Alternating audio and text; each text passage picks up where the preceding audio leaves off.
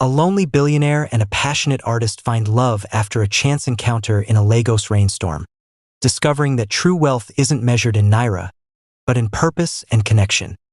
Hello, bestie. Welcome. Please stay with me as I unfold this interesting romantic story. If you enjoy the story, please support us by subscribing to this channel and hit the notification button for more. Thank you. Grab your popcorn, sit back, relax, and enjoy this story. The Lagos rain fell not in drops, but in a relentless, deafening sheet, turning the world into a roaring, gray waterfall. It hammered on the corrugated iron roofs of roadside stalls and transformed the potholed asphalt of the Lekki Ape Expressway into a treacherous network of boiling brown rivers. Inside the cocoon of his bulletproof Range Rover, Kola Adebayo existed in a separate reality. The roar was a distant hum, the humidity a forgotten concept. The air was cool, lemony, and still. On his lap, a tablet glowed with spreadsheets and charts, the final numbers from a merger that would see his telecom empire, Adifex Communications, swallow a smaller competitor whole. The profit margin was staggering.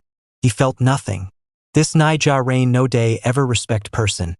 His driver, Tund, muttered from the front, expertly nudging the massive vehicle forward another inch in the gridlock. Tund's eyes were constantly moving, scanning the chaos through the rivulets on the windshield that the wipers fought desperately to clear. Kola didn't look up. "It's inefficient," he replied, his voice a flat, neutral tone he used for most statements. "It delays productivity, creates mess. It's just an obstacle." Tund nodded, accustomed to his boss calculus of life where everything was measured in output and impediments. Kola's gaze drifted from the screen. The world outside was a blur of bleary brake lights and people huddled under inadequate cover. His eyes skimmed over the scene, a tableau of urban struggle he had long since learned to ignore. And then they stopped. A splash of vibrant yellow ochre, a sunburst in the gloom. A young woman was wedged under the leaking awning of a crowded bus stop, but she seemed apart from the jostling crowd. Her focus was entirely on the large, flat cardboard box she held above her head, twisting her body like a dancer to shield it from the diagonal spray. She was drenched, her hair plastered to her scalp, her clothes clinging to her frame. But she wasn't grimacing. She was laughing. She said something to a weary-looking market woman squeezed next to her, and they both threw their heads back, a shared moment of exasperated humor in the face of the deluge. The sound was completely swallowed by the storm and his sealed windows, but the sight of it, that pure, unscripted resilience, struck him with the force of a physical blow. It was a human moment, utterly devoid of strategy or profit. It was real. Something tight and cold in his chest cracked.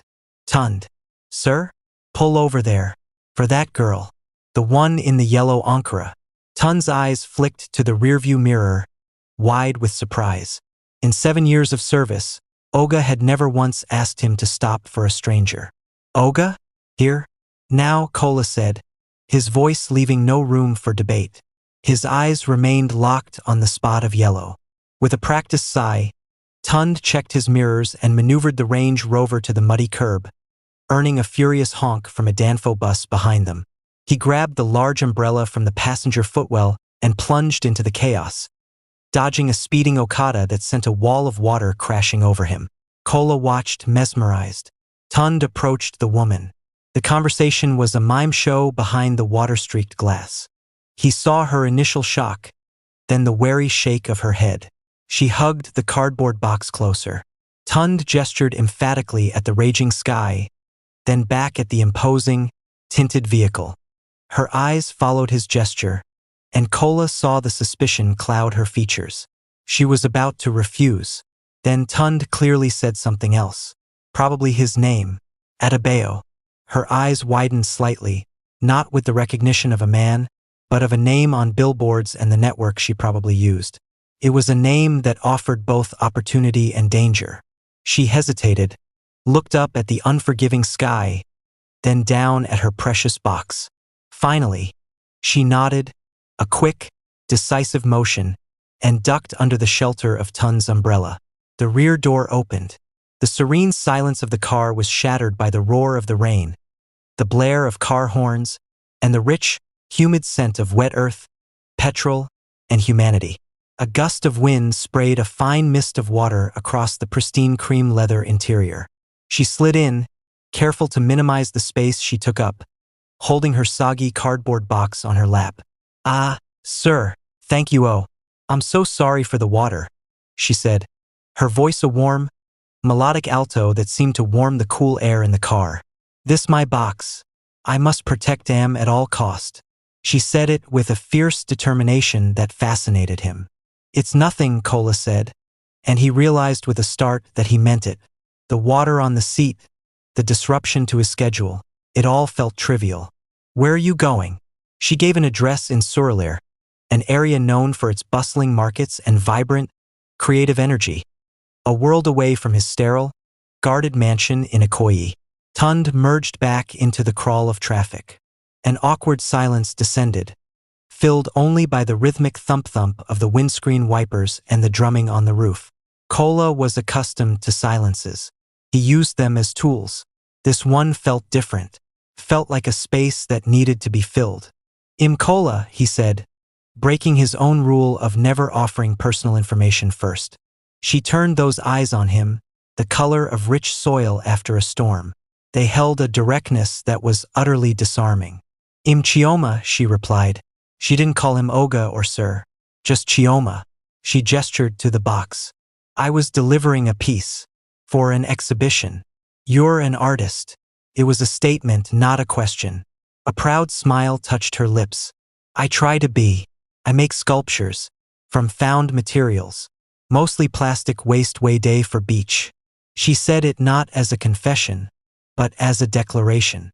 "I turn people's trash to something else. Small thing."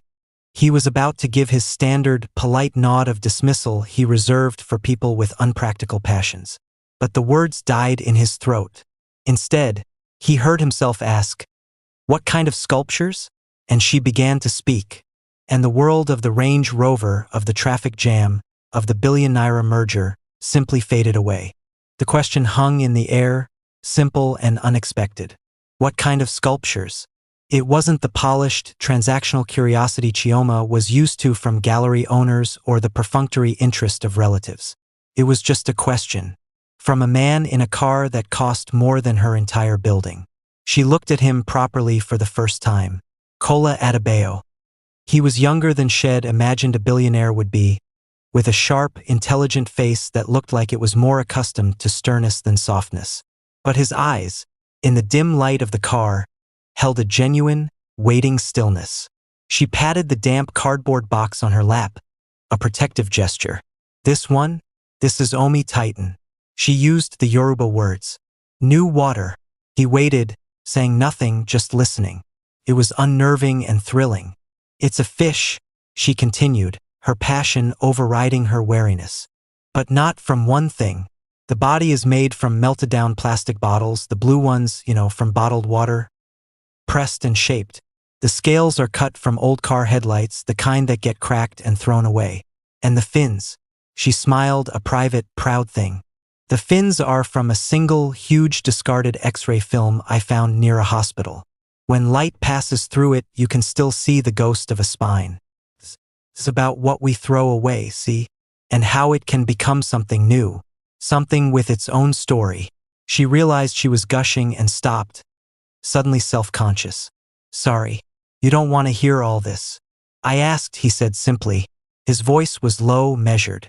"The X-ray, that's specific, macabre even. It wasn't a criticism. It was an observation." Head listened to every word. "It is," she agreed, emboldened. "But so is the sea now, ABI. It's full of our ghosts, our waste. This fish, it carries the ghost of a person inside it. A reminder." The car hit a particularly deep pothole, lurching violently. Chioma's arms flew around the box, holding it tight against her chest, a reflex of pure instinct. "Easy, oh," she called out to Tund, then immediately flushed, realizing Shed just given a command to a billionaire's driver. To her surprise, Cola's lips twitched in what might have been a smile. "The roads are part of the Lagos experience," he said dryly.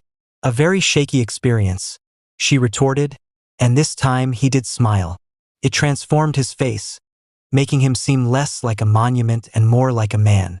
They fell into an easier silence.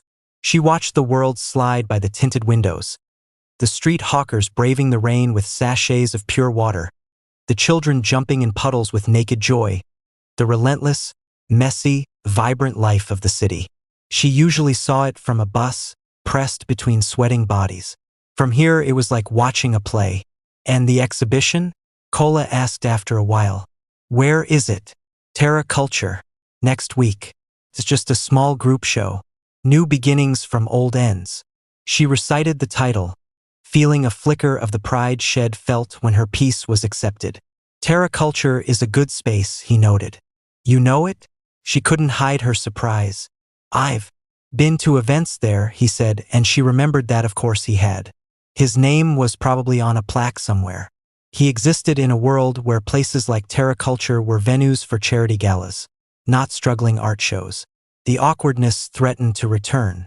The sheer absurdity of the situation pressed in on her. Her, Chioma Nwosu, with plastic dust under her fingernails and the smell of glue in her hair, sitting in a Rolls-Royce equivalent, discussing her art with one of the richest men in Nigeria. She felt like a character in a Nollywood movie. Tund expertly navigated a final turn, and the energy outside the window changed. The wide, clogged arteries of the expressway gave way to the bustling, narrow capillaries of Surulere. The rain had softened to a persistent drizzle. My street is just up there, on the right, she said, pointing to a road barely wide enough for the Range Rover. You can drop me here, it's okay. Tund glanced at Kola in the mirror, who gave a slight nod. The car glided to a halt opposite her studio. A brightly painted blue door nestled between a bustling bucateria and a tailor's shop with mannequins clad in vibrant usoke lining the sidewalk. The sudden stop brought the moment to an end. Chioma gathered her box, her movements suddenly clumsy. Thank you, Mr. Adebayo. Really, you saved Omi Titan from becoming Omi rubbish. She reached for the door handle. Kola, he said. She paused. What? You can call me Kola. Felt like a significant offering. She nodded, a little flustered. Okay, thank you, Kola. She opened the door, the sounds and smells of her world. Frying plantain, diesel, loud Fuji music from a nearby speaker, rushing in. She stepped out into the drizzle, then turned back on an impulse. She set the box down carefully on a relatively dry patch of pavement and rummaged in her large, practical bag, past a rechargeable lamp, a wallet, and a tangled set of headphones. Her fingers closed on a slightly damp, thick paper flyer. She leaned back into the car and handed it to him. It was creased from living in her bag and had a faint water stain in one corner. On it was a collage of artwork and the details of the exhibition. My exhibition, she said, at the Terra Culture. If you're ever curious. It was a reckless, silly thing to do. What would a man like him want with a flyer for a small-time art show? He took it from her, his fingers brushing against hers. His hand was smooth, unlike hers, which were calloused from cutting and sanding. He looked down at the flyer as if it were an important document. Drive safely, she said, and then she closed the door. She picked up her box, unlocked the bright blue door, and slipped inside her studio, not looking back. Inside the car, the silence was profound. It was no longer empty. It was filled with the echo of her voice, the scent of her perfume, something like lemongrass and clay, and the lingering energy of her passionate description. Kola looked down at the flyer in his hand. It felt utterly insignificant and yet impossibly heavy. Back to the office, Oga? Tund asked, his voice careful. Kola didn't answer immediately. He stared at the water-stained paper, at the bold title, New Beginnings from Old Ends. No, he said finally, his voice quiet. Home. The Range Rover pulled away from the vibrant chaos of Surulere, leaving behind the scent of frying plantain and the percussive beat of Fuji music. Inside, the silence was a tangible thing, thick and humming. It was no longer the sterile quiet Kola was accustomed to. It was now filled with the ghost of her presence, the warmth of her voice, the faint, earthy scent of lemongrass and wet clay that had lingered after Shed gone. He looked down at his hand. The flyer rested on his palm, a simple, slightly crumpled piece of paper. The dampness from the rain and her touch had made the ink on one corner bleed a little, a tiny blue storm cloud smudging the date. New beginnings from old ends. Terra Culture. 7 p.m. He traced the smudge with his thumb. Felt profoundly real. Unlike the flawless, glossy reports on his tablet, this object had a history. It had been in her bag, tucked among her things. It had a flaw. Tund navigated the now-flowing traffic with a quiet efficiency, but his eyes kept flicking to the rearview mirror, watching his boss, who was not looking at his phone or his tablet, but staring at a piece of paper as if it were a complex blueprint. Cola's mind, usually a whirlwind of projections and strategies, was unusually still. He replayed the conversation. Not the words themselves, but the way she had spoken. The light in her eyes when she described the X-ray film. The fierce, protective way Shed clutched that cardboard box when the car lurched. Her laugh. A bright, unfiltered sound that seemed to punch right through the soundproofing of his life. He thought of his own world. The art in his Ikoyi mansion had been selected by a renowned consultant from London. It was expensive, tasteful, and meant to signal a specific kind of cultured power. He knew the names of the artists, their market values, their critical reception. But he couldn't remember a single thing about what any of the pieces made him feel. They were assets, decorations. They were efficient. Chioma's fish, made from trash and ghostly X-rays, was the most inefficient thing he had ever heard of. The labor involved was staggering. The financial return, likely negligible. And yet, the care she had taken, the story she had woven. It had a value his spreadsheets could never quantify. The car slid through the high gates of his estate, the silence of the manicured grounds a stark contrast to the streets he had just left. The house rose before him, a monument of glass and imported marble, perfectly silent and empty. He stepped inside. The air was cool, filtered, and carried no scent at all. His housekeeper, Bimp, emerged from the kitchen. "Welcome, sir. There is a message from the office and your mother called twice." He nodded absently, his fingers still curled around the flyer. "Thank you, Bimp. Not now." He walked through the vast living room, his shoes making no sound on the plush rug. His eyes scanned the walls. A large, abstract painting, all aggressive slashes of red and black, hung over the fireplace. It had cost more than Chioma's entire studio building. He didn't know what it was called. He realized he had never asked.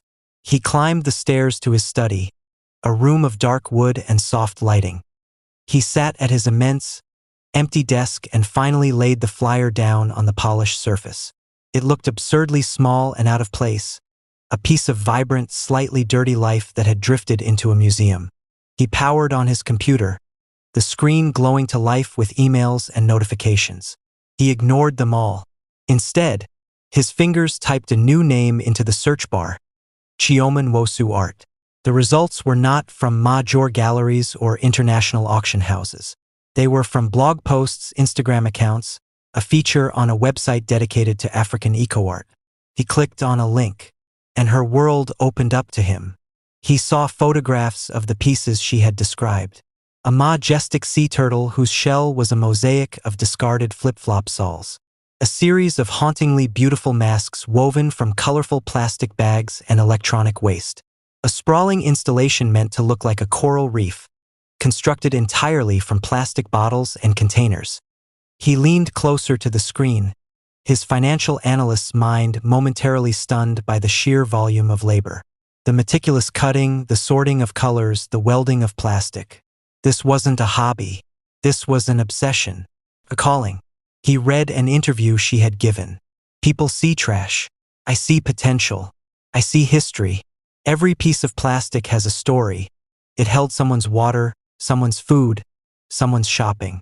My work is about honoring those stories while asking what new story we want to tell." Kola sat back in his chair. The words echoed in the silent, expensive room. What new story we want to tell. His own story was written in annual reports and stock valuations. It was a story of acquisition and growth. It was a story that, until an hour ago, had felt complete. He looked from the glowing screen to the physical flyer on his desk. The water stain seemed to pulse with a quiet insistence. He picked it up again. This was an invitation, not to a transaction but to a perspective. A way of seeing the world that was messy, inefficient, and breathtakingly beautiful. Tun's question echoed in his memory. Back to the office, Oga? The thought of returning to the glass tower, to the boardroom where the only thing that mattered was the bottom line, suddenly felt suffocating. The merger, which had consumed his thoughts for months, now seemed trivial. He had spent his life building walls of money, of power, of isolation, to keep the chaos of Lagos at bay. And yet, a woman with a cardboard box and a story about a fish had, in one short car ride, found a crack in those walls. And through that crack, he had glimpsed a world vibrating with a life his own would never have. He didn't need to go back to the office. He needed to understand what he had just seen. He needed to understand her. The flyer wasn't just a piece of paper. It was a map to a different kind of destination. And for the first time in a very long time, Kola Adebayo was curious about the journey. A week later, Kola stood at the back of the gallery at Terra Culture, feeling like an imposter in his own skin.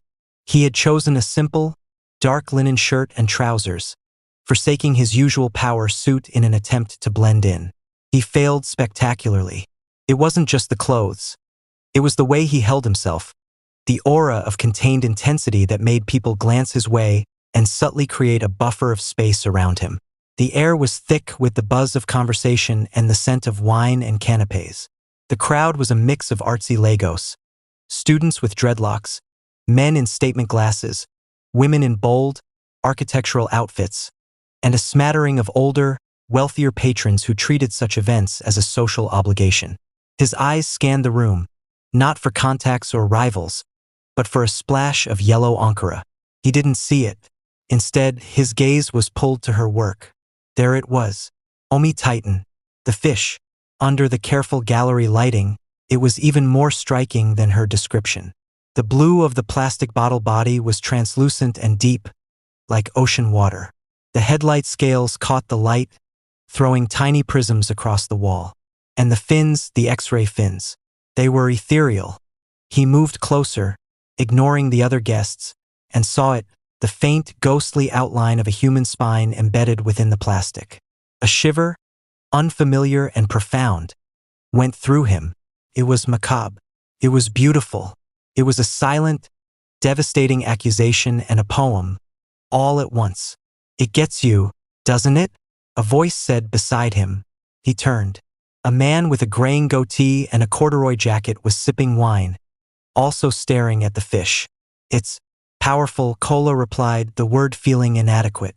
Chioma's best work yet, the man said. She's always been clever with materials, but this one has soul. You a collector? No, Kola said truthfully. Just curious. Ah well, the best reason to be here. Mben, I teach at Yaba Tech. She was one of my most stubborn students. Brilliant, but refused to follow a brief. Ben laughed fondly. Always said the materials spoke to her. I told her the market doesn't listen to whispers from trash heaps. Glad to see she didn't listen to me. Before Kola could reply, a shift in the energy of the room made him look toward the entrance. And there she was. She wasn't in yellow. She wore a deep indigo Adair wrap dress, its patterns echoing the blue of her sculpture. Her hair was up, exposing the elegant line of her neck. She was speaking to a small group, her hands moving expressively, her face alight with a passion that was magnetic. This was Chioma in her element. Not the rain-soaked girl from the bus stop, but a confident artist. She was radiant. He watched her work the room. She didn't have the polished, calculated charm of the socialites he knew. Her laughter was still too loud, her gestures too expansive. She listened to people with an intense focus that made them lean in, feeling heard. She was utterly captivating. Ben followed his gaze. Ah, the star of the show. Excuse me. He moved away to greet her. Kola stayed rooted to his spot, suddenly uncertain. This was a mistake. He was an intruder here. He was a shark in a pond of vibrant, creative fish. He could acquire the gallery that hosted her show with a phone call, but he couldn't muster the courage to walk across the room and say hello. He watched her. He saw her accept compliments with a graceful nod, her eyes always flicking back to her work, as if checking on it. He saw the genuine delight on her face when someone spent a long time really looking at a piece. Then her eyes swept across the room and stopped on him. The recognition was instant, followed by a flash of pure, unguarded surprise that made her blink. For a second, she looked just like she had in the rain, startled. Then the artist's composure slid back into place, but a small, genuine smile touched her lips. She excused herself from her group and started weaving through the crowd toward him. His heart performed a strange, unprofessional lurch in his chest. "Mr. Adebayo," she said, stopping before him.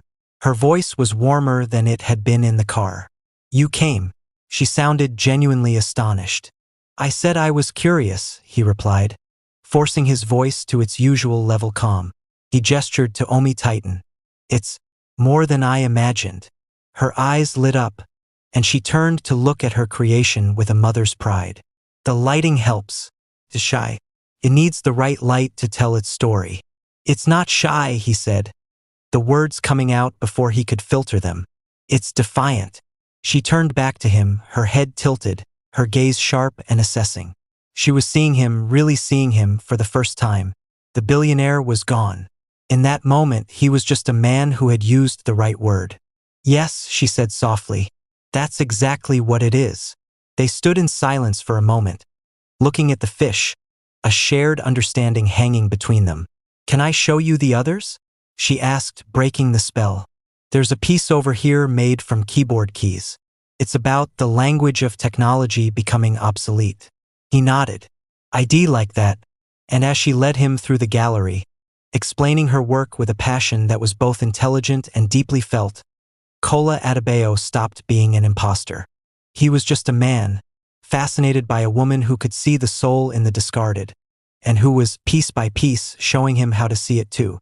The damp flyer in his pocket felt like a key he had just used to unlock a door he never knew existed. The invitation wasn't spoken aloud. It was there in the easy silence that had fallen between them after the gallery crowd thinned.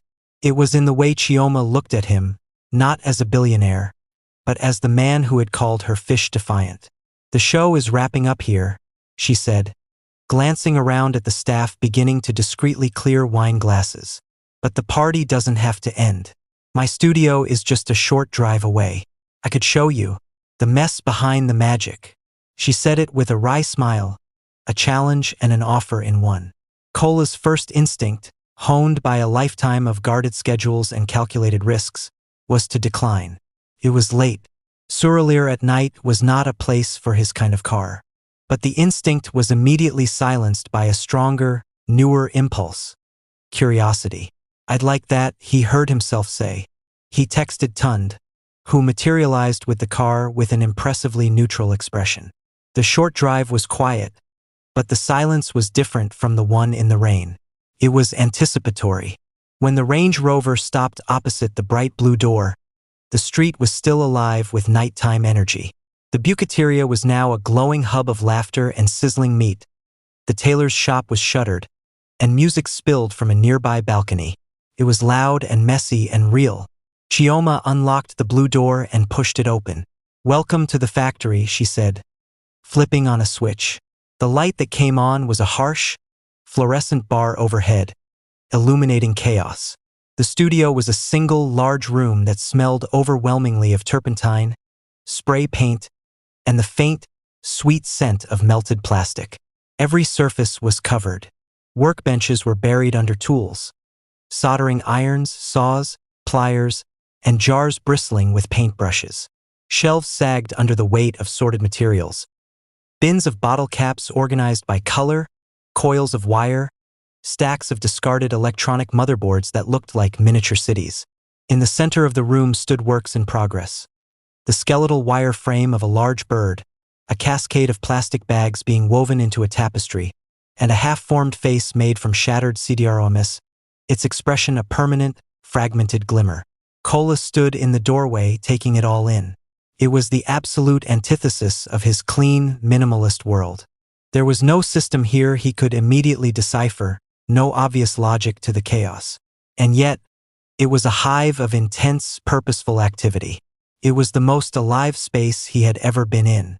"Sorry for the mess," Chioma said, kicking a path through a pile of plastic scraps. "It makes sense to me, I promise." She went to a small fridge humming in the corner and pulled out 2 bottles of Fanta. "Drink?" He nodded, accepting the cold, glass bottle. It felt familiar and grounding in the unfamiliar room. He didn't sit on the one stool she cleared off for him. He was too busy looking. He walked over to the wire bird. "What will this be?" "A heron," she said, coming to stand beside him. "Its feathers will be made from cut-up white plastic chairs. The kind everyone has in their compound, you know? That specific, bright white." He reached out and touched a wing joint, the craftsmanship of the welded wire precise and strong. "You do all this yourself? The welding, the cutting? Who else?" She laughed. "I have a guy who helps me haul big things sometimes, but the making, that's mine." She pointed to a corner where a welding mask hung on a hook. "I learned at Yabatech drove my safety instructor crazy." He moved to the tapestry of plastic bags.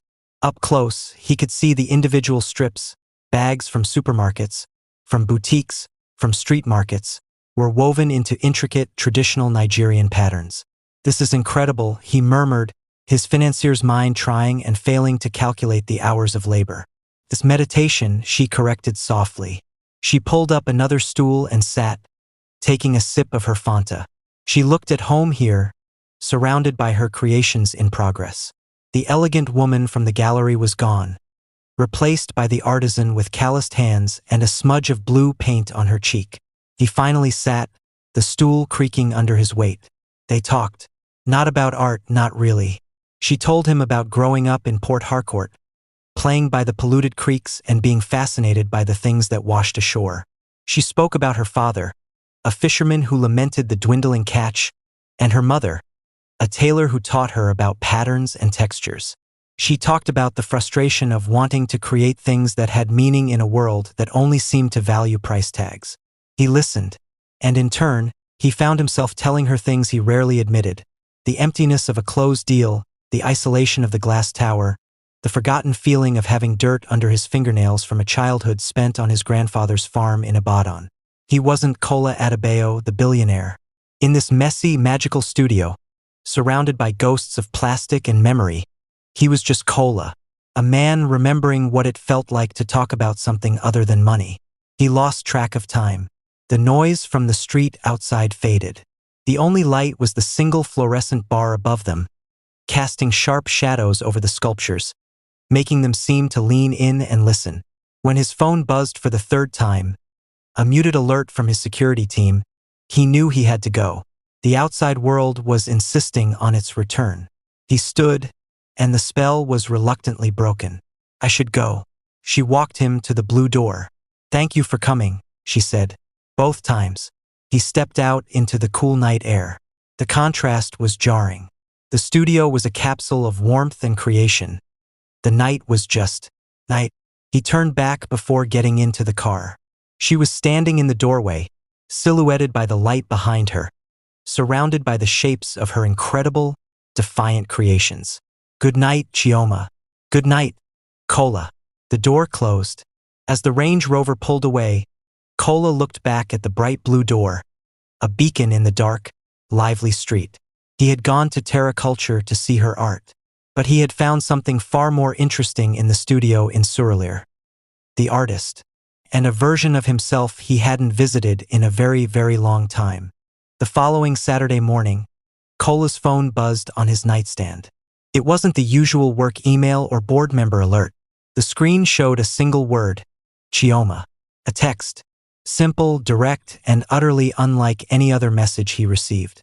"Good morning. My usual scavenger helper has malaria. I'm going to Elagushi Beach to hunt for materials. If you're not busy being important, you could see where the magic begins. No pressure. Wear old clothes." Kola read it twice. "Wear old clothes." He looked around his walk-in closet, a curated collection of bespoke suits, crisp shirts, and handmade Italian loafers. Old clothes for him meant a cashmere sweater from 5 seasons ago. A part of him, the part that ran a billionaire empire, screamed that this was absurd. He had a conference call with investors in Singapore. He had a stack of contracts to review.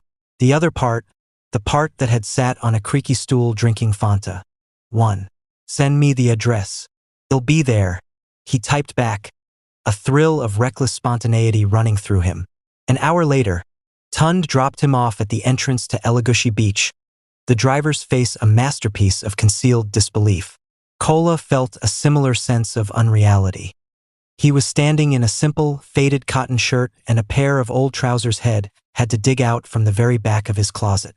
On his feet were canvas sneakers, a bizarre sensation after years of leather soles. The beach was not the pristine, resort-lined coast foreigners saw. This was a working beach, a place where the city met the sea and dumped its secrets. The air was thick with the salty, pungent smell of decaying seaweed, diesel, and the unmistakable tang of plastic. And there she was. Chioma was a practical vision in worn-out jeans, rubber boots, and a wide-brimmed hat, loading empty grain sacks into a wooden pushcart. She looked up as he approached, a wide, surprised grin breaking across her face. "You came," she said, her voice carrying over the crash of the waves. "And you actually look normal." She laughed, handing him a pair of thick gloves and a large, pointed stick. "Welcome to the source. Your tools, Lord." He took them, feeling utterly ridiculous and completely alive. For the next 3 hours, Kola Adebayo, titan of industry, was put to work. Chioma was a field marshal of garbage, her eyes sharp and discerning. "Not that one," Shed say, pointing to a water bottle. "Too brittle. Sun-bleached. We want the ones that still have some life in them, some color. Look for the greens and blues." She taught him to sift through the sand with his stick, uncovering treasures and tragedies. A child's sandal, a toothbrush, countless bottle caps, tangles of fishing net, syringes, which she carefully avoided with a muttered hospital waste, "We don't touch that," and an endless array of plastic containers in every stage of decay. It was hard, dirty, humbling work. The sun beat down on his back. His gloves grew grimy, and sand found its way into his shoes. He saw the scale of the problem not as a graph on a sustainability report, but as a Sisyphean nightmare stretching for miles along the coast. The sheer, overwhelming volume of it was staggering. But with Chioma, it wasn't despairing. It was a hunt. "Kola, look," she called out, holding up a large, faded yellow jerry can that had been worn smooth by the sand and sea. The shape of this could be a head, a torso, something. He found himself getting caught up in it, his analytical mind adapting to her creative search. He held up a piece of a red car taillight. "Scale?" he suggested. "Perfect." She beamed, and the pride he felt at her approval was absurdly outsized. They filled sack after sack, heaving them onto the pushcart. They took a break, sitting on an overturned fishing boat, sharing a bottle of warm water and some peanuts Shed brought. She pointed out the different types of plastic, how they aged differently in the salt and sun. She talked about the ocean currents that brought this specific trash to this specific shore. He listened, wiping sweat from his brow with the back of a dirty glove. He was exhausted, sandy, and probably sunburnt, and he couldn't remember the last time he'd felt so useful, so connected to something tangible. As they pushed the heavy cart back down the beach, the late afternoon sun casting long shadows, he looked at her. Her face was smudged with dirt, her shirt soaked with sweat, but her eyes shone with the satisfaction of a good day's work. He wasn't here as a billionaire slumming it. He was here as a pair of extra hands. He was her scavenger helper, and the identity, stripped of all its usual power and prestige, felt purer than any he had ever known. When Tund returned to pick him up, Kola was a mess. Sand dusted his clothes, his expensive sneakers were ruined, and he smelled of the sea and sweat. Tund's eyes widened slightly, but he said nothing. Simply opening the trunk for the sacks of plastic waste, Kola insisted on loading in. As the car pulled away, Kola looked back at Chioma, already organizing her haul outside her blue door. She waved, a bright, energetic gesture. He sank into the leather seat, his body aching, his mind quieter than it had been in years. He had spent the day collecting trash, and yet he felt like he had unearthed something invaluable. He had not just seen the problem. He had touched it, hauled it, and understood its weight. And he had seen the woman who dared to believe she could turn its tide, one defiant sculpture at a time. The conference call with Singapore felt a million miles away. The first sign of the coming storm was a flicker on Cola's phone during a Monday morning executive meeting. A notification from a gossip blog head long since muted. Billionaire Bachelor's Beach Day Mystery. Who is the Surlier scavenger? He dismissed it without opening it, a faint prickle of annoyance at the intrusion. It was a blurry, long-lens photo. Him, in his old clothes, holding a sack of plastic on Elagushi Beach. Chioma was mostly obeying, a figure in a hat and boots. It was innocuous. It would blow over. It did not blow over. By Wednesday, the story had legs. The blurry photo was joined by a clearer one, taken from a different angle as they'd pushed the cart. Chioma's face was visible, her expression focused and smiling. The headlines grew more pointed. Adebayo's new project. From telecoms to trash? Is Cola Adebayo dating a garbage artist?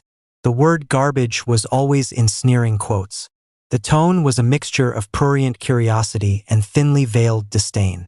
The comments sections were worse.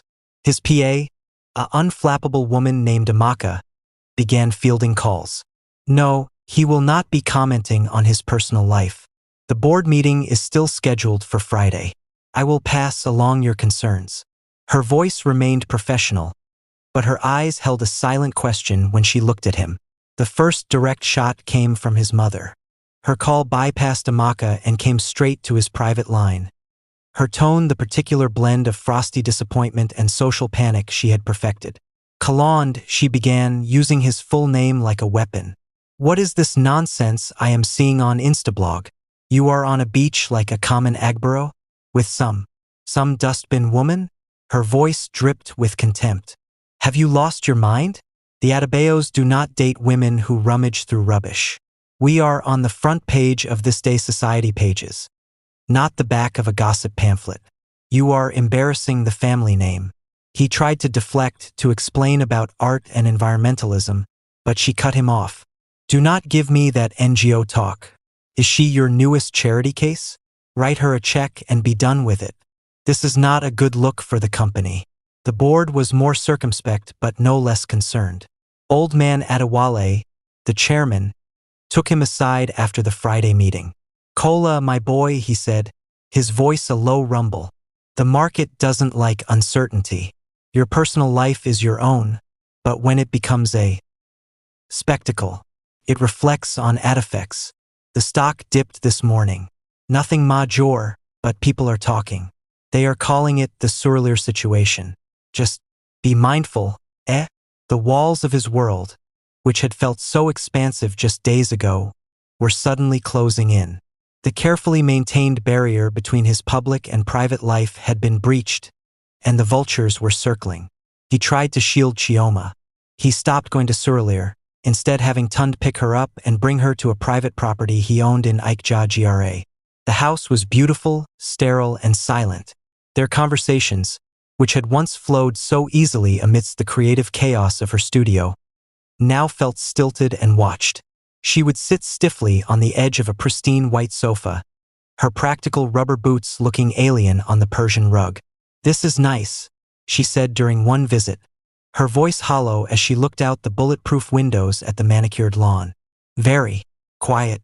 This is nice, she said during one visit, her voice hollow as she looked out the bulletproof windows at the manicured lawn.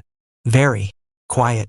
He could feel the distance growing, a chasm opened by the pressure of his other life.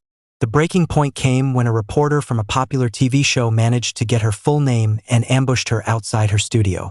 A video clip surfaced online. Chioma, looking tired and harassed, was walking to her door when the reporter shoved a microphone in her face.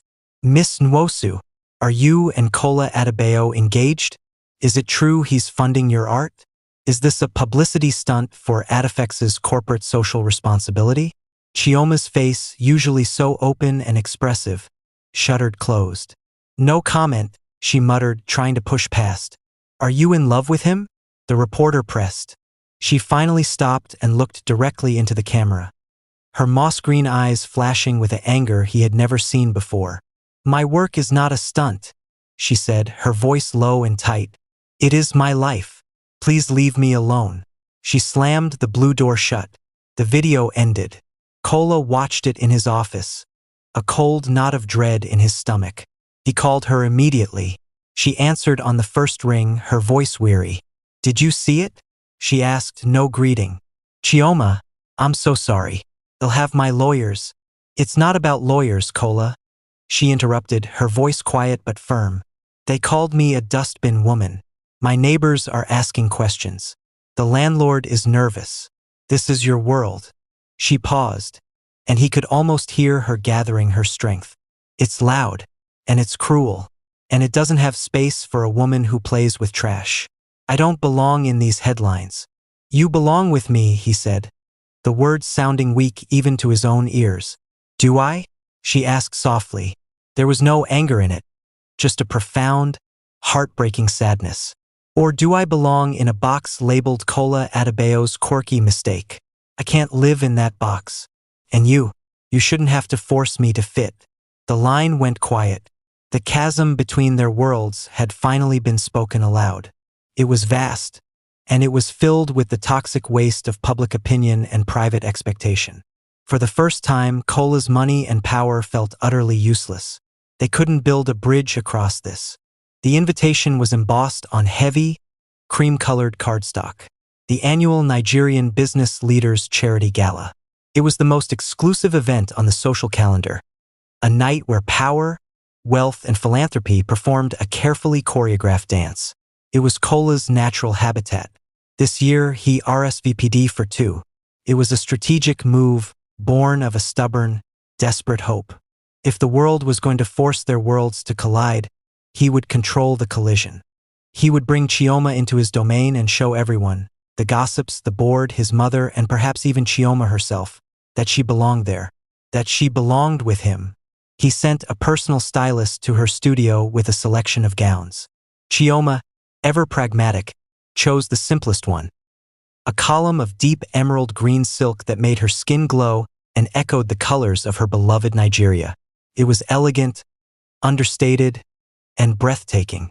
When Tund picked her up, she looked like a queen, but her hands, usually so sure and steady, were clasped tightly in her lap. The gala was held in the grand ballroom of the Eco Hotel. A string quartet played softly under the glittering cascade of 1,000 crystal chandeliers.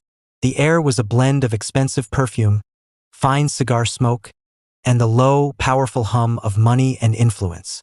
From the moment they stepped out of the car, the spotlight found them. A ripple went through the crowd, whispers hidden behind champagne flutes, curious, assessing stares. Kola felt Chioma's arm tense under his. He placed his hand over hers, a gesture meant to be reassuring, but it felt possessive. A claim staked. He guided her through the room, a whirl of introductions. Chioma, this is the Minister of Finance. Alhaji Hassan, this is Chioma Nwosu, a tremendously talented artist. Senator, you must see her work. Chioma smiled, nodded, shook hands. She was polite, poised, but her vibrancy, the electric energy Kola loved, was muted. She was playing a part and it was draining her. Her eyes, which usually sparkled with curiosity, now held a glazed politeness. They found themselves trapped in a circle of wives of billionaires, women whose lives were a curated collection of designer labels and charitable foundations. One of them, Nneka, a woman with sharp features and even sharper diamonds, eyed Chioma's dress. That's a beautiful piece, my dear, Nneka said, her smile not reaching her eyes. Vintage? Thank you. It's new, Chioma replied quietly. And what is it you do? Another woman asked, the pause heavy with implication. I'm an artist.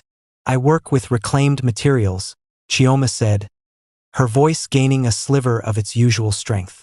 Oh, how ecological, Nneka said, exchanging a glance with her friend. A very noble hobby. It must be so relaxing to have a creative outlet. Kola felt Chioma flinch. He opened his mouth to interject, to defend her, but she spoke first, her voice cool. It's not a hobby. It's my life's work. The women's smiles tightened. The conversation stuttered and died. The circle politely dissolved, leaving them alone for a moment. I need some air, Chioma whispered, her composure cracking. He watched her walk towards the terrace, the emerald silk swaying. She moved through the crowd like a ghost, unseen for who she truly was. She was just Kola Adebayo's date, his quirky mistake. He was waylaid by the CEO of a rival bank, a tedious man who wanted to talk shop.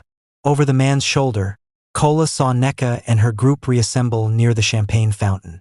He couldn't hear the words, but he saw Neka's lips form a dismissive, pitying phrase.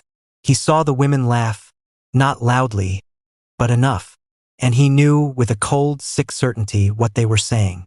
They were calling her his pet project. By the time he extricated himself and made it to the terrace, she was gone. A waiter approached him, holding a neatly folded bundle of emerald silk. Excuse me, sir. The lady asked me to give this to you. Kola took the dress. It was still warm from her body. There was no note. He pulled out his phone. There was one text message from her. I don't belong in this box, and you shouldn't have to force me to fit. He stood on the terrace, the sounds of the gala a dull roar behind him, the expensive fabric clutched in his hand. He looked out at the glittering lights of Lagos, the city he owned a significant part of. He had brought her here to prove a point, and she had proven hers instead. He had tried to dress her up in his world, and she had taken the costume off, leaving it behind like just another discarded thing. He had never felt like more of a fool. He had offered her a gilded cage, and she had chosen her messy, freedom-filled studio. The victory was hers. The loss was entirely his. The morning after the gala, Kola's penthouse felt more like a tomb than ever. The silence was no longer peaceful. It was accusatory. The emerald gown lay draped over the back of a chair, a splash of color that seemed to mock the room's monochrome perfection. He replayed the night in his head on a torturous loop. The dismissive glances, the condescending tone of Neka's voice, the feel of the silk dress in his hands after Chioma had shed it. Her text message, a simple, devastating verdict on his colossal error in judgment. I don't belong in this box. He had tried to put her in one. He had taken something wild and beautiful and tried to domesticate it for his world. He had been a fool. For 3 days, he threw himself into work with a grim ferocity, trying to bury the hollow feeling in his chest under a mountain of mergers and acquisitions. It didn't work. The numbers blurred together. The high-stakes negotiations felt trivial, like children arguing over toys in a sandbox. His mother called again. I saw you were alone at the gala. Good. You've come to your senses. Her relief was palpable. The Adebayo name is secure again. Her words felt like a splash of cold water. Secure. Is that what this was? His life was a fortress, and he was its lonely warden, ensuring its walls remained high and its gates remained shut. He had almost opened a door, and the entire structure had shuddered in protest. He thought of Chioma's studio, the smell of turpentine and creativity, the fearless way she engaged with the messy, complicated world. She didn't build walls. She built bridges out of discarded things. He had a choice. He could let the walls close back in. He could let her go, preserving the sterile, secure order of his life. The thought was like contemplating a life sentence. He would return to being Kola Adebayo, the billionaire, efficient, powerful, empty, or he could tear the walls down himself. The realization was terrifying and exhilarating. He didn't need to bring her into his world. He needed to go into hers, not as a visitor but as a resident. He canceled a critical meeting with international investors. His PA, Amaka, stared at him as if he'd grown a second head. Sir, the prep work for this. They've flown in from Singapore. Reschedule it, he said, his voice firm. Something personal has come up. He didn't wait for the driver. He grabbed the keys to his least conspicuous car, a black SUV, and drove himself to Surulere. The traffic was its usual chaotic self, but for the first time, he didn't see it as an inefficient obstacle. He saw it as a river of life, flowing toward its own purpose. He parked a street away from her studio, his heart hammering with a nervousness he hadn't felt since his first major IPO. This was a different kind of risk. This was for everything. He walked to the bright blue door, rehearsing what he would say. An apology, a declaration, promise. He raised his hand to knock. The door was slightly ajar. Frowning, he pushed it open. Chioma? The studio was empty. Not just empty of her. It was cleared out. The workbenches were bare. The shelves, once sagging with colorful scraps, were empty. The half-finished wire heron was gone. The only thing left was the faint, ghostly smell of turpentine and dust motes dancing in the sunlight streaming through the single window. A cold dread seized him. He stepped inside, his expensive loafers echoing on the bare concrete floor. "Hello?" he called out, his voice sounding too loud in the hollow space. The landlord, an elderly man with a deeply lined face, emerged from the back. "Ah, you are looking for the artist girl?" "Yes, Chioma. Where is she?" The man shook his head, his expression a mixture of sympathy and annoyance. "She done go. Since 2 days now. The people with cameras were always coming, making trouble for my other tenants. She said she was sorry. She said it was for the best. For the best." The words were a punch to his gut. "Did she leave a forwarding address? A number?" Cola's voice was tight, desperate. The landlord shook his head again. "No. She just pack her things in one small truck and go. She was a good tenant, quiet, but this kind of attention is not good for business." Cola stood there, in the center of the empty room, surrounded by the ghost of her creativity. The silence was absolute. He had been too late. He had hesitated, trapped by the choice, and the choice had been made for him. His money, his power, his influence, they were useless. He couldn't send his PA to find her. He couldn't issue a command. He couldn't acquire the information. The one thing that truly mattered, the one thing of real value he had ever found, was gone. And he had no idea how to find it in a city of 20 million people. For the first time in his adult life, Cola Adebayo was utterly, completely powerless. The hollow echo of his footsteps in the empty studio seemed to follow Cola out into the vibrant, uncaring life of Surulere. The bright blue door was just a door now, its promise extinguished. The landlord's words, "She done go," replayed in his mind. A stark, simple epitaph for what had lost. His first instinct, the billionaire's instinct, was to command. He pulled out his phone, his thumb hovering over his PA's contact. "Amaka, find her. Use every resource." But he stopped. That was the old way. The way that had smothered her with attention and driven her away. To use his power now would be to repeat the very mistake that had cost him everything. He stood on the dusty sidewalk, the sun warm on his back, and felt a profound shift within himself. If he wanted to find her, he couldn't do it as Cola Adebayo, the Titan. He had to do it as Cola, just a man. He started at the bucateria next door. The woman frying akara in a giant vat of oil knew Chioma well. "Ah, the artist girl. Yes, yes. She day pack her things 2 days ago. Sad to see her go. She no cause trouble." The woman wiped her hands on her apron. "But all those people with cameras. Too much. Do you know where she went?" Cola asked, the hope in his voice feeling fragile. The woman shook her head. "No, oh. But she say she go find another place to work. She say she must create. That one na her oxygen. She must create." It was a thread, however thin. He moved to the tailor's shop. The tailor, surrounded by bolts of vibrant ankara, was more helpful. She mentioned a place for artists, a new space, for young people, in Yaba, I think. She said it was cheap and had good light. He shrugged. "That's all I know. Yaba, the tech hub." It made sense. A place buzzing with new energy, cheaper than Surulere, full of old buildings being repurposed. He got back in his SUV and drove toward Yaba, the sprawling, chaotic district known for its markets, its university, and its burgeoning creative scene. He didn't know where to start. He drove slowly down the main arteries, then turned into narrower streets, his eyes scanning for any sign of a new art space, a community studio, anything. He saw a group of young people with portfolios under their arms and followed them on foot. They led him to a small gallery showing digital art. Not her style. He asked a street vendor selling phone accessories if he knew of any new art workshops. The man pointed vaguely down the road. The afternoon sun beat down. He was sweating through his shirt, his expensive loafers covered in a fine layer of red dust.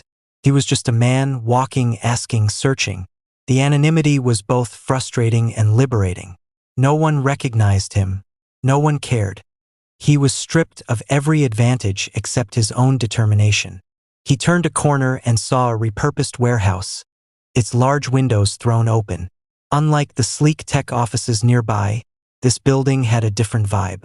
A mural of a woman with galaxies in her hair was painted on its side. Music, a fusion of Afrobeat and jazz, drifted from within. A hand-painted sign by the door read, "The Creative Commons Studio Space V Gallery." Felt right. He pushed open the heavy door. The space inside was vast and buzzing with energy.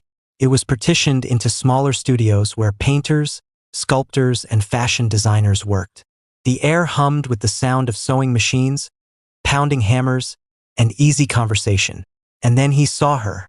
She was at the far end of the warehouse, wearing a paint-splattered smock, her hair tied up in a colorful scarf. She wasn't alone. She was surrounded by a group of teenagers, showing them how to cut and shape plastic bottles into flower petals.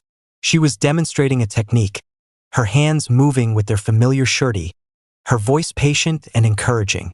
She looked up, laughing at something one of the kids said, and her eyes scanned the room. They passed over him, then snapped back. The laughter died on her lips. Her hands stilled. The entire world seemed to narrow to the space between them. The kids, sensing the shift, fell quiet. She excused herself and walked toward him, wiping her hands on a rag. She looked tired, but there was a new steadiness in her eyes, a resilience forged in the fire of the past week. "Kola," she said. Her voice was neutral, guarded. "How did you find me?"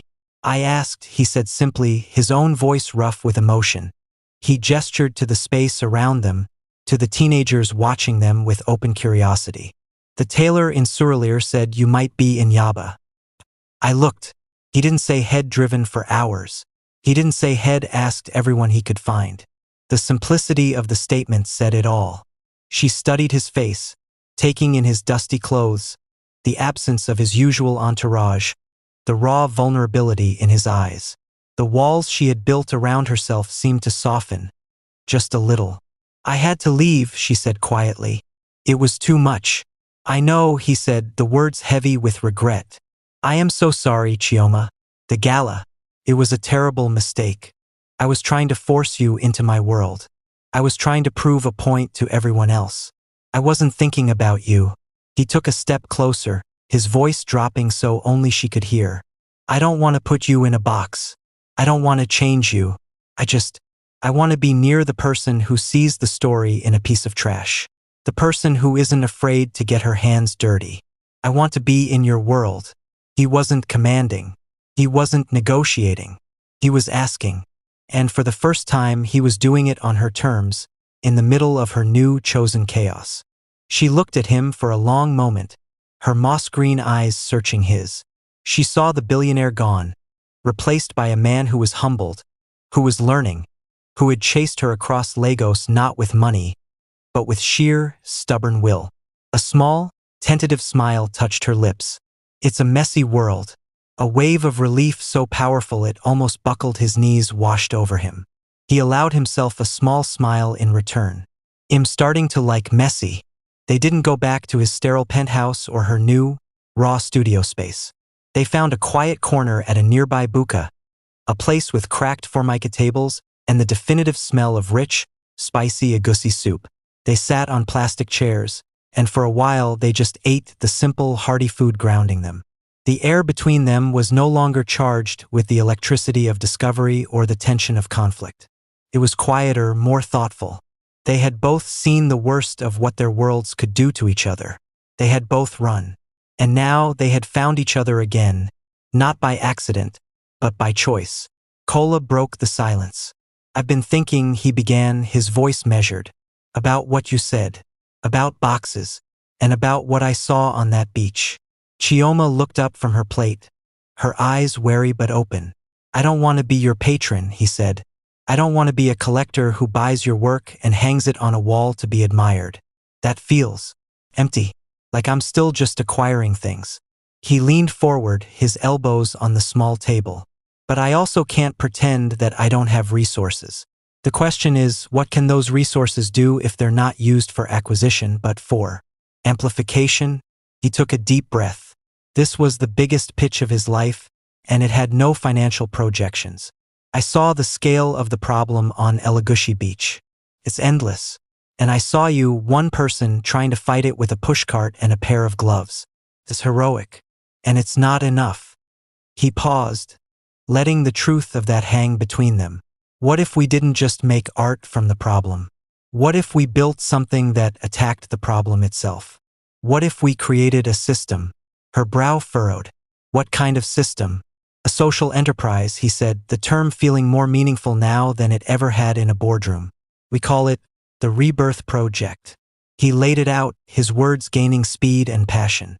"We set up collection hubs across Lagos, starting at beaches like Elagushi, but also in markets, neighborhoods. We employ people, give them a wage to collect and sort the plastic. Not just for art, for industrial recycling too. We turn a cost into a commodity." He looked at her, his eyes alight. "But the heart of it, the soul of it, is your vision. We build workshops. You run them. You train other artists, you teach communities, you turn the collected waste into large-scale public art, into products, into something that has value and tells a story. We don't just clean up Lagos. We change how people see what they throw away." He finally stopped, his chest tight. He had laid his entire proposal on the cracked plastic table between them. It wasn't a romantic proposal of marriage. It was something he felt was deeper, more fundamental to who they both were.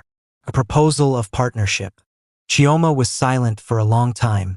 She stared into her bowl of soup, but he could see her mind working, turning the idea over, examining it from every angle. "It's a big idea," she said finally, her voice soft. "It is. You're talking about a lot of money, logistics, machinery. That's the part one can handle. The infrastructure, the business side, the connectivity," he said, echoing his words from their first meeting. "But the vision, the creative direction, the soul, that has to be you. It only works if it's yours." She looked at him, and the wariness in her eyes was finally replaced by a dawning, breathtaking awe. "You're not asking me to enter your world," she whispered. "You're asking me to let you help me build mine." "Yes," he said, the word a release of breath he didn't know he'd been holding. "That's exactly it. A new world. One we build together." Tears welled in her eyes, but they were tears of joy, of vindication. He wasn't trying to save her or showcase her. He saw her not as a cause or a lover, but as a partner, an equal. He was offering his strengths to amplify hers, not to overshadow them. She reached across the table and took his hand. Her fingers, still calloused from her work, intertwined with his.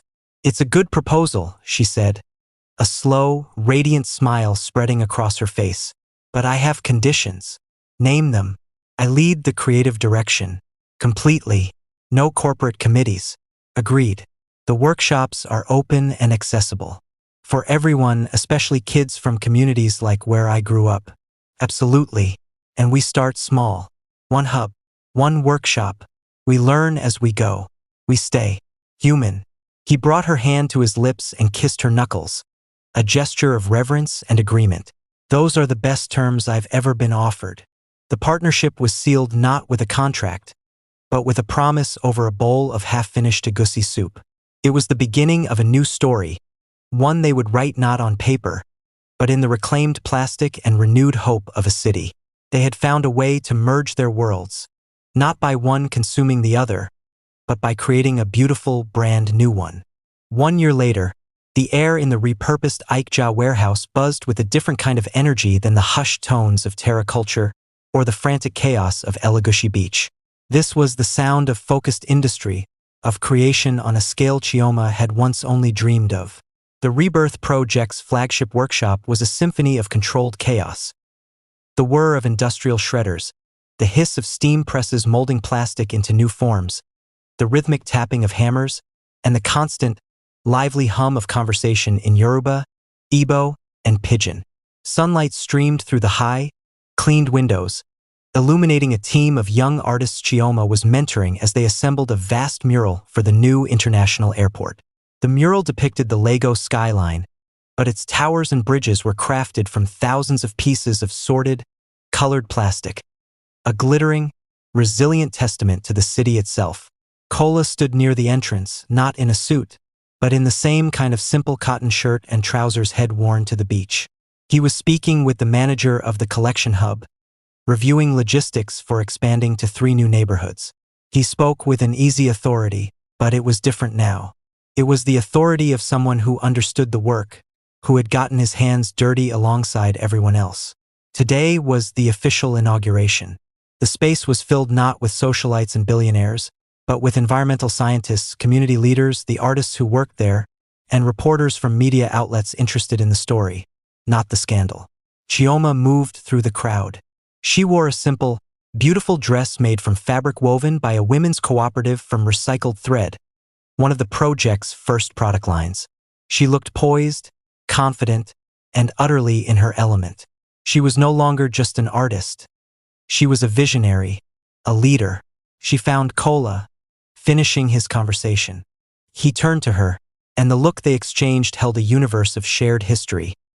Rainy days, empty studios, and a partnership that had been forged in the pressure of public scrutiny and had emerged stronger. "Ready?" she asked, her eyes sparkling. "For you?" "Always," he replied. They walked together to a small podium set up near the workshop floor. There was no ribbon of silk to cut.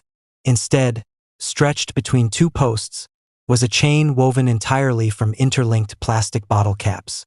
It was colorful, strong, and utterly symbolic. A hush fell over the crowd. Chioma stepped forward first. "This project isn't about me," she began, her voice clear and carrying through the vast space. "And it's not just about art. It's about seeing potential where others see waste. It's about dignity in work and beauty in our everyday surroundings. It's about the rebirth of our materials and, in a way, the rebirth of our own spirit." She gestured to the buzzing workshop behind her. "This is for Lagos. By Lagos." She picked up a large pair of bolt cutters and handed them to Kola.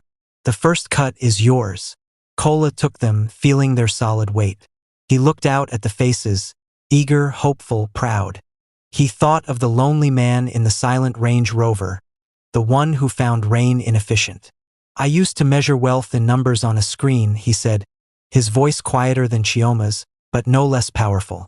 "I thought it was about building walls to protect what you had. But I was wrong." He looked at Chioma, his love and pride plain for everyone to see.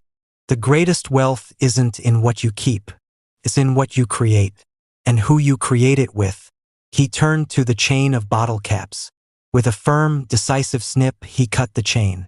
The links fell apart, not with a silken whisper, but with a solid, satisfying clatter on the concrete floor. The crowd erupted in applause. But for Kola, the sound was secondary. He looked at Chioma, her face radiant, her hand finding his. The flash of cameras went off, capturing the moment, but he barely noticed. His greatest acquisition, his most valuable merger, was not a company or a product. It was the vibrant, resilient heart of the woman beside him, and the new, purposeful life they were building together, one piece of reborn plastic at a time. He had entered her world, and in doing so had finally found a wealth no spreadsheet could ever contain.